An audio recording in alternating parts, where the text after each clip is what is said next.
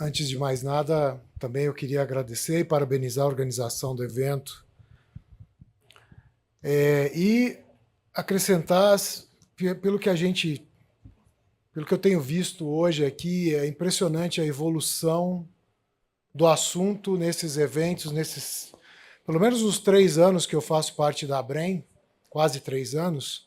É interessante você ver o conteúdo, como começou como algo assim, cheio de perguntas e exploração, e hoje você tem dados, fatos, afirmações, experiências e projetos sendo discutidos com gente que não tem mais dúvida. Antes a gente tinha uma ideia, né? Eu, particularmente, trabalho na Babcock & Wilcox, que é uma empresa que desenvolve tecnologia para esse tipo de planta. Só nós temos mais de 500 unidades fornecendo isso, então eu não tinha dúvida, eu já sabia. Mas a gente sabe que cada mercado é um mercado e o Brasil tem as suas singularidades, tem as suas culturas, enfrenta seus mitos, suas lendas, né? E a gente tem visto ano a ano cada vez mais o envolvimento das empresas, dos profissionais, derrubando isso e chegando nas conclusões que me deixaram com uma missão um pouco complicada depois desse painel de moderar. Porque, assim, eu vi ótimas notícias, eu vi ótimas razões, eu vi dados positivos. E aí alguém já roubou a minha ideia de moderação, que era fazer a pergunta, então, com tudo isso de bom que tem, por que a gente não tem nenhuma planta nas Américas de incineração de lixo para fazer essa recuperação até hoje, né? Eu acho que, em parte, a gente já parou para pensar e já entendeu que, apesar da gente ter a clareza da parte tecnológica, ainda o modelo de negócio, e essa é a primeira questão que eu queria lançar aos participantes. Eu acho que, por ser um mercado, ou por ser uma região onde você tem que desbravar ainda esse caminho, e não existe uma definição, ainda existe uma insegurança em relação aos modelos de negócio. E aí, Giovanni, sobre leilões, eu acho um modelo muito interessante, mas que gera uma incerteza muito grande no mercado como o brasileiro, que não tem uma planta, e cujos agentes responsáveis, o pessoal da engenharia, nós, fornecedores de tecnologia, os EPCistas, você enfrenta um dilema muito grande no investimento do desenvolvimento desse projeto, para correr o risco de chegar nas vésperas do leilão e você não ter a quantidade de energia disponibilizada naquele leilão que você esperava, ou que simplesmente o governo, a ANEEL, cancele o leilão por falta de demanda. Isso é complicado, de qualquer forma, mas mais complicado quando você tem empresas que estão tateando o mercado e que têm que lidar com todos os fatores de incerteza, e mais esse ainda. Então, eu queria passar a palavra a vocês, e a pergunta é essa: quanto tempo vocês acham e o que a gente precisa para que a gente comece a gerar, para cada região metropolitana do Brasil, a gente ter pelo menos uma unidade de incineração? Porque eu não tenho ilusão de que a gente vai ter muitas unidades, centenas, milhares, isso não faz sentido, mas que realmente onde você tem logística, onde você tem geração de lixo, onde você tem falta de espaço, não há uma solução que faça mais sentido do que essa. Bom, excelente pergunta, obrigado pela pergunta. Vou começar aqui comentando dos aspectos do modelo de negócio. Logicamente, né, eu acho que a parte dos leilões, como eu falei, né, o governo ele tem uma discricionalidade, né, de colocar ali a potência contratada, mas eu acho também que a parte, por exemplo, quando você negocia, a gente negocia um contrato bilateral, B2B, né, pode ser uma solução interessante do ponto de vista daqueles outros 2 modelos que eu comentei, tanto de autoprodução de energia, né, quanto de geração distribuída. Então, você pode também colocar ou partir do seu, ou modelar o seu negócio, né, utilizando adicionalmente esses dois, esse modelo, ou um ou outro, né, porque Se você for fazer GD, você não consegue fazer autoprodução de energia, porque eles regulatoriamente são diferentes, mas aí você precisa analisar também as questões, por exemplo, de oscilação de preço de energia, né? Então, por isso que você tem essa... eu acho que o turning point aqui é justamente isso, para que você consiga... E, logicamente, não é só isso, né?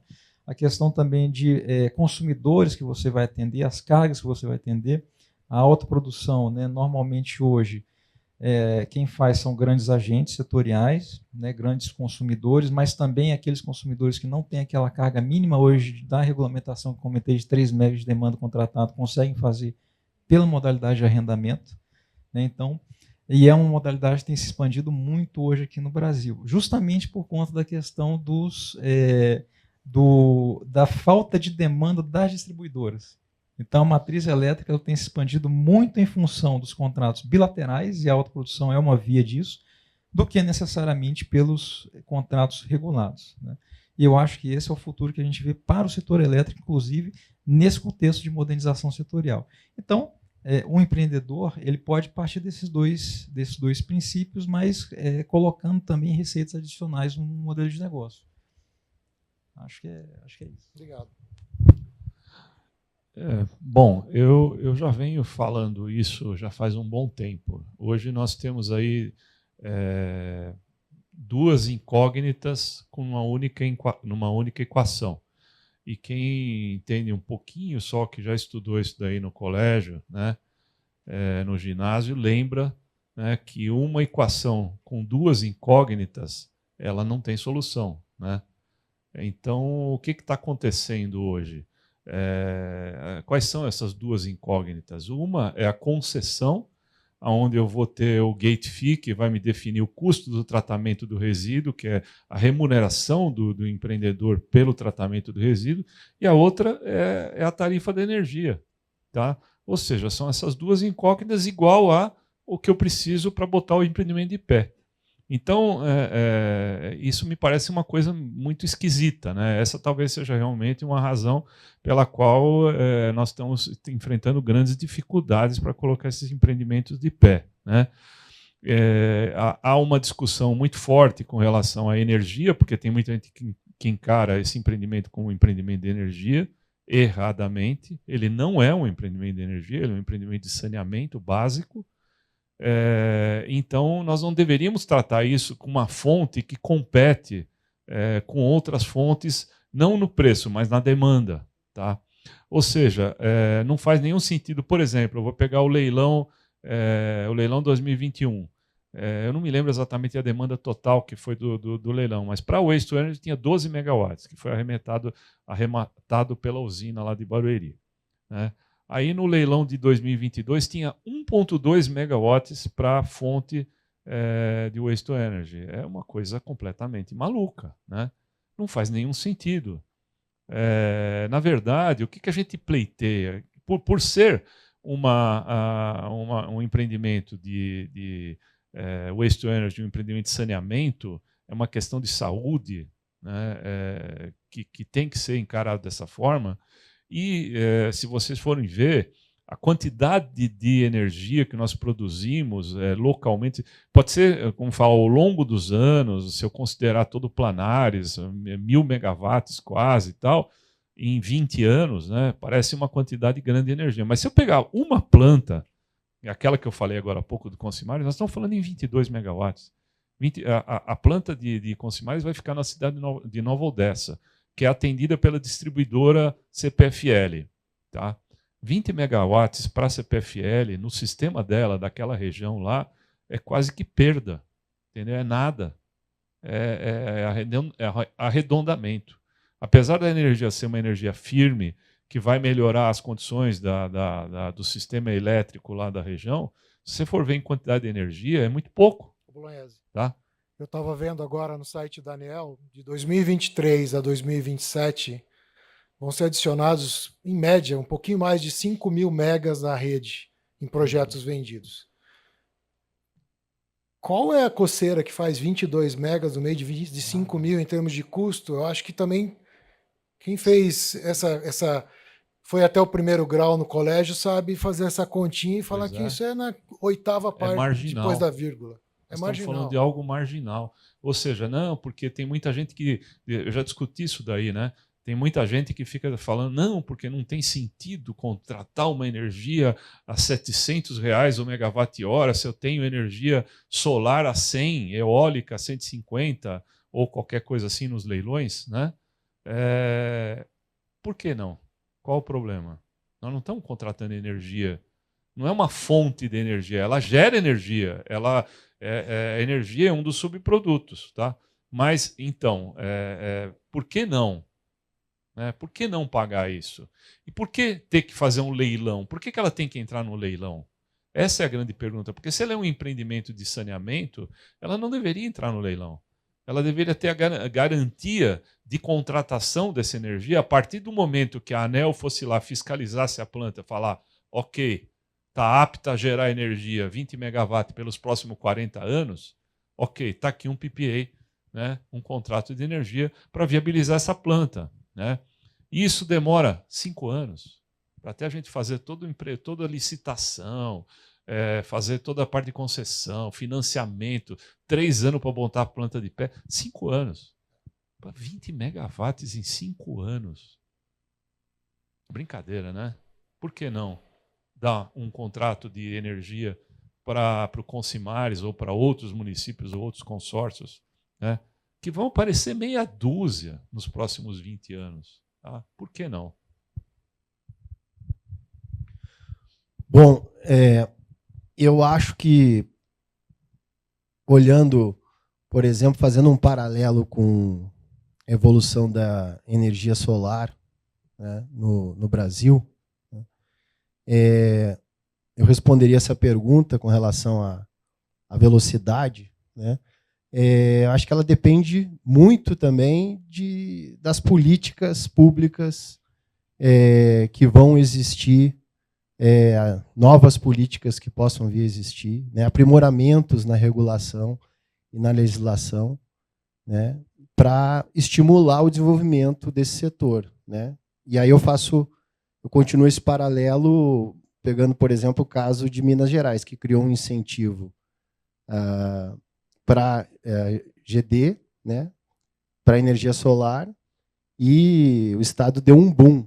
Né? Você olha os gráficos de geração de energia solar no Estado, agora recentemente foi alcançado por São Paulo, a última vez que eu vi, mas assim, o terceiro e os próximos colocados estão muito distantes. Né? Então, assim, houve um incentivo. Né? O estado do Ceará, agora, por exemplo, hidrogênio verde, criou lá uma zona lá de produção de hidrogênio lá no porto do Pecém. Né? Então, assim, eu acho que o incentivo ajuda muito. Né? Com relação a uma pergunta que eu fiz antes, que eu não sei se tem alguma relação também com essa velocidade, né? Que eu perguntei se tinha prefeituras aqui, e aí até peço desculpas que parece que teve 2 pessoas que levantaram a mão, eu vi só uma. Mas se foram 2, realmente, esse é um evento importante. Será que não tinha que ter uma representatividade maior de prefeituras aqui, tendo em vista que muitas já passou do limite do legal para que elas não destinassem mais resíduos, e não são rejeitos, para aterro sanitário. Né? E a minoria que falta agora em agosto de 2024 termina o prazo. Né? Então, será que isso tem algum significado? Não sei. Mas será que pode ter alguma relação com uma fiscalização que ainda não está sendo eficiente para fazer o setor público entender que ele tem que tomar ações mais efetivas e acelerar o processo de tratamento de resíduo, do qual a geração de energia faz parte? Né? Então, eu acho que políticas públicas para desenvolver o privado, para ajudar o público também a fazer isso acontecer, e passa por regulação, reforma tributária, incentivos fiscais, né? Descomplicação de questões ambientais, né? etc. Temos tempo para perguntas ou vamos ser expulsos do palco? Tem tempo? Então abrimos para perguntas da audiência, por favor. Boa tarde, meu nome é Hector, estou aqui falando pela Infrabis, minha empresa de consultoria na área de políticas públicas e infraestrutura. Eu acho que assim, o foco aqui está sendo sempre os estados, né, região metropolitana, mas o poder concedente, para esse caso, são os municípios. E os municípios, a maioria dos mais de 5 mil municípios que nós temos, não tem dinheiro. Então, a gente tem que arrumar um jeito de trazer o financiamento. Porque se não existe nada aqui nacional, você vai olhar, o câmbio desestimula qualquer coisa. Então, qual é a solução que nós precisamos dar? Eu acho que essa é uma boa saída de você sair dessa coisa do leilão, do mercado regulado. Concordo. Mas como é que a gente vai disponibilizar para os municípios? Né? Além dos consórcios, tá bom, vamos fazer um consórcio, mas qual que é o mínimo que a gente tem? Qual que é a tecnologia que vai atender a isso? Né? Porque se você for para o interior, o pessoal ainda quer fazer no máximo um aterro, porque tem lixão, a solução mais perto para ele é aterro. Né? Você vir com uma recuperação energética é um sonho, mas é um sonho distante. Posso responder? Bom, vamos lá. Esses empreendimentos, eles são 100% privados, tá? O público não põe R$1 nessa coisa aí. Aqui está o superintendente do Consimares aqui, pode perguntar para ele quanto ele gastou até agora. Só, além do tempo dele, 0. Entendeu? Nada, não custa nada para o público esse empreendimento. Ele é 100% privado. O público só faz a concessão. Tá? O resto o privado investe. O que o privado precisa? Primeiro, a segurança jurídica, é óbvio, isso daí não vamos nem discutir. Né? Mas partindo do princípio que a gente vive num país em que se respeita contratos, né? Por enquanto, então a gente precisa ter o quê? Condição econômica para botar o projeto de pé. Tecnologia tenho 2.500 aí para escolher. Você escolhe que cor você quer a tua usina, entendeu? Então não tem problema de tecnologia. A questão aí vem econômica. Bom, tem 2 fontes de receita importantes para esse empreendimento. Um deles é a energia, tá? A venda da energia. Outro é o gate fee, que é o pagamento pelo tratamento de resíduos. Tá? O pagamento do tratamento de resíduos nós estamos colocando, principalmente em regiões que têm volume grande de resíduos, né? É praticamente o que eles pagam hoje para colocar no aterro. Tá? E a energia ela tem que ser mais cara, não dá para comparar ela com as fontes alternativas aí, como solar e eólica. Mas ela também não tem a qualidade da solar e eólica. A solar gera 25% do tempo, ela gera 95%. Tá? Então, esse é o primeiro aspecto. Segundo aspecto, ela está no centro de carga. A solar pode ficar no centro de carga se for GD. Tá? Mas ela não, se for uma usina solar ou uma usina eólica, além dela ter a inconsistência, ou melhor, a instabilidade de geração, né? Tem hora que tem vento, tem hora que não tem vento, tem hora que tem sol, tem hora que não tem sol. Todas essas diferenças, né, são importantes para a fonte de geração de energia. Tudo isso tem que ser valorado, que não está sendo valorado. Tá? Mas vamos lá, voltando ao aspecto da energia. Se nós tivermos um valor de energia, principalmente se ele for conhecido, hoje, por exemplo, as distribuidoras já podem contratar a energia pelo valor de referência, que é o VRES, né, que dá mais ou menos 700 e poucos reais aí, ao valor de hoje. Está aprovado, tá? Tem uma portaria do Ministério das Energias, portaria 65 de 2018, está tudo regulamentado pela ANEEL. As distribuidoras podem comprar essa energia diretamente por um valor mais alto, tá? Não tem problema nenhum, e ela vai repassar isso para a tarifa. Quanto é que vai dar 22 megawatts, no caso lá do Consimares, lá, jogar isso daí no sistema da CPFL, por exemplo? Vai dar alguns milésimos de reais na tarifa de cada cidadão, entendeu? É nada. Então isso daí é uma coisa que depende muito mais de decisão política do que qualquer outra coisa, meu caro. Não tem, a questão econômica está resolvida, tem dinheiro para fazer, Tem investidor que se interessa por isso. Não um projeto vagabundo, né? Nós estamos falando projetos que construídos pela Babcock & Cox, pela Hitachi, que está aqui também, por outras grandes fornecedores de sistemas europeus, americanos, que são coisas confiáveis, entendeu? Vai aparecer, você fala, eu vou fazer uma usina Waste to Energy de 1.000 toneladas dia. Ok, vai aparecer vários investidores sérios, tá, que colocam dinheiro, não tem problema nenhum. E pode ser dinheiro até de fora, tá? Porque se você dá as condições de segurança de que vai ter resíduo, tá? Você dá garantia de que vai ter um contrato e esse contrato vai ser respeitado, vai ter dinheiro para fazer. Entendeu? O problema não é esse. O problema chama-se decisão política.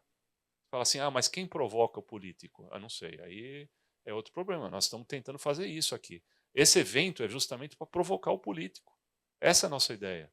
Entendeu? É fazer com que o político entenda de que nós precisamos realmente ter esse tipo de solução aqui no Brasil. Simples assim, não tem nada, porque não falta dinheiro, não falta tecnologia, não falta interesse, não falta nada. Só falta o quê? Vontade política. A partir do momento que você tiver vontade política, você faz um monte. Você fala, é fácil fazer isso daí? Não, não é que nem placa fotovoltaica que você vai pondo. Em um dia você instala 50 dessa daí. Não, isso aqui demora 5 anos para você fazer um desse. Entendeu? É demorado, não vai causar nenhum problema, não gera nenhum tipo de prejuízo, ao contrário, é uma solução. Tá? É um processo lento e gradual. Nós não somos chinês para fazer um por semana, nem temos condições de fazer isso daí. Tá? Se quisesse, a gente até podia, se tivesse vontade e dinheiro. Mas para fazer uma, duas, meia dúzia, nos próximos 10 anos, fazer 10 usinas, tá? É fácil, não tem problema nenhum, não falta nada. Tá? Se é essa a sua dúvida, não falta nada. Dá para fazer hoje, a gente fecha um negócio. Entendeu? O que precisa é ter a garantia da compra de energia, ponto. O gate fee não vai mudar nada, o cidadão vai pagar o que ele já paga mais ou menos o que ele paga hoje. Tá? É isso. Simples. Agora, eu acho que existem soluções para diferentes tamanhos e diferentes áreas, entendeu? Nós estamos falando de soluções para áreas metropolitanas com grande volume e não é uma limitação da tecnologia, é uma limitação do custo realmente, porque você precisa da escala. Agora, para localidades menores, você tem outras tecnologias. Eu acho que o Bolanhos está falando é justamente através dessa provocação despertar o interesse para que os líderes dessas comunidades busquem essas respostas e não simplesmente fique.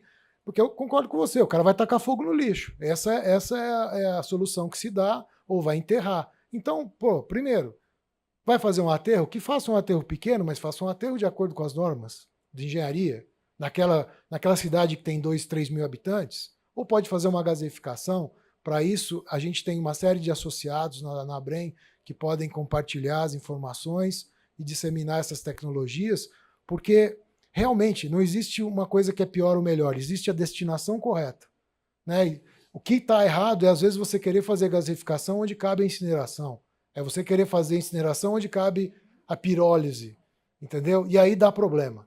E aí, não funciona. Não é. É que aquilo não é o ideal. Isso tudo é engenharia. Se a gente respeita a engenharia e a ciência, você vai ter a solução do projeto eficiente. Só uma última informação que eu acho que é importante. Falando aqui um pouco de subsídio, né? Eu não sei se alguém já teve curiosidade de abrir a planilha de subsídios de energia na nossa conta de energia, né? Que está aprovada pela ANEEL. Se vocês abrirem, isso é público, está lá no site da ANEEL. Abram lá subsídios das tarifas de energia no Brasil. Né? Você vai encontrar a seguinte situação. Subsídio para saneamento, 1%. 1%. Não estou exagerando. Quem quiser, abre agora a planilha da ANEEL. Subsídio para saneamento, 1%. Qual é a grande fatia de subsídio? Que acho que chega a quase 80%, se não me engano. São as energias alternativas. Tá? energia solar, que tem subsídio, os descontos de tarifas de uso do sistema de distribuição, tudo isso daí, alguém paga essa conta, não tem almoço de graça. Tá? Mas saneamento é 1%. Para que serve esse 1%? Para dar um desconto para as tarifas, para as empresas que operam com sistema de tratamento de água e esgoto. 1% de todo o subsídio nacional das nossas contas de energia, 1% apenas é saneamento. Se você incluir dentro dessa margem aí de subsídio, usinas waste to energy, você não precisa nem criar uma nova, não, põe dentro de saneamento. Esse 1% é capaz de nem mexer. Tá? Nem mexe. Você fala, bom, vai dar 1,0001. Entendeu? Ou seja, nós estamos falando de fazer uma usininha de 20, 40 megawatts por ano. Tá? Para resolver o problema, pessoal. É isso, é simples assim. Nós estamos fazendo o cavalo de batalha, fazendo tempestade em copo d'água. A solução é muito simples. Nós estamos complicando aquilo que é simples. Tá? Nós só não estamos fazendo porque nós não queremos. Essa é a resposta à sua pergunta. Por que não tem ainda? Porque ninguém quer. Tá? Vamos para a próxima pergunta, que então. Queira. Me permitiram mais uma pergunta. Bom, boa tarde, meu nome é Maria Fernanda, sou da Secretaria do Meio Ambiente aqui do Distrito Federal. A minha pergunta acho que complementa um pouco o que o colega falou, pensando nessa realidade de grande parte dos municípios brasileiros, né, em termos de gestão de resíduos. E aí eu queria saber de todos esses exemplos que foram apresentados no dia de hoje, né, de outros países que estão crescendo aí nas tecnologias waste to energy, qual que era o patamar de gestão de resíduos desses países no momento em que essas tecnologias foram implantadas? Eles partiram de um lixão para uma incineração, ou isso foi sendo desenvolvido? Eles estavam com altos níveis de coleta seletiva, segregação na fonte? Eu queria entender um pouquinho se algum país estava num patamar semelhante com a maioria dos municípios no Brasil. Olha, desculpa, meus parceiros aqui, é que eu tenho a resposta para essa tua pergunta é o seguinte, eu não sei se o Roland está aqui. O Roland está lá. O Roland tem umas fotos muito interessantes da Suíça na década de 50, se não me engano, né? Acho que tem na apresentação dele. Desculpa, estou estragando a surpresa aqui. Era horrível a Suíça há 60, 70 anos atrás. Horrível. Tinha lixo para todo lado lá. Horrível. Tá? Só que ali alguém tomou a decisão, não dá para continuar desse jeito. Entendeu? Nós temos que começar a fazer alguma coisa. E aí o Roland pode contar melhor essa história amanhã. Tá? Mas foi feito aos poucos, só que faz tempo. Fizeram 70 anos atrás, começaram a mexer. Tinha lixão lá. Na Suíça, hein? Não estamos falando de lugar, né? Qualquer lugar, não. Nós estamos falando da Suíça. Tá? Na Alemanha também. Tinha lixão também. Então, ou seja, a diferença entre nós e os alemães e os suíços e tudo mais, é que nós estamos só tomando a decisão 50 ou 100 anos atrasados. Eles tomaram a decisão 70 anos atrás. Tá? Que não dava para continuar daquele jeito. Então, eles começaram, sim, a investir. O que nós vamos fazer? Essa é a discussão. Não dá para continuar desse jeito. O que nós temos que fazer? Nós temos que acabar... É a mesma discussão que nós estamos aqui. Não podemos ter lixão, etc. Eles fizeram isso daí lá. Entendeu? Mesma coisa. E aí foi indo, foi resolvendo, instalaram usinas waste to energy, investiram em reciclagem, e nesses países tem altos índices de reciclagem. E uma curiosidade importante que se observa, quanto mais usinas de incineração tem no país, mais esse país recicla. Tá? Pode pegar a planilha, os gráficos que mostram que há uma correlação direta entre tratamento de resíduos por incineração e reciclagem e compostagem. É direto a correlação. Tá? Todos os países que investem muito em incineração têm resultados de reciclagem muito expressivos, tá? Em taxas acima de 50%. Tá? Então, é muito interessante isso daí. Essa sua pergunta é ótima, porque ela esclarece que nós só estamos na hora certa de tomar uma decisão. O que nós concluímos hoje? Não dá para continuar do jeito que está. Ponto. Ah, e detalhe, uma coisa que ele falou que é muito importante, né?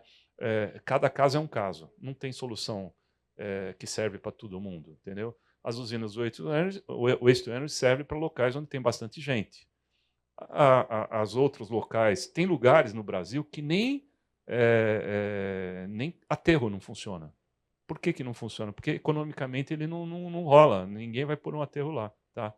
Então você tem que achar uma solução para aquele município. Município no meio do sertão do Piauí, né? Que tem 2.000 habitantes lá. Não vai usina waste to energy, não vai aterro, não vai nada. Não tem nada solução. O que o governo tem que fazer? Vai ter um tratamento gigantesco lá custoso demais, tá? Para aquele município de 2.000 habitantes. Mas essa é uma decisão que tem que ser tomada aqui em Brasília. Tá? Bolognese, é isso. Só para encerrar, porque eles já vão realmente expulsar a gente do palco, eu queria só complementar. Eu acho que é uma mudança cultural que tem que começar e tem que chegar no nível da pessoinha, daquela comunidade lá embaixo. A gente tem que, como população, e no Brasil isso é muito difícil, vai levar muito tempo, tem que começar. A gente primeiro tem que derrubar os mitos.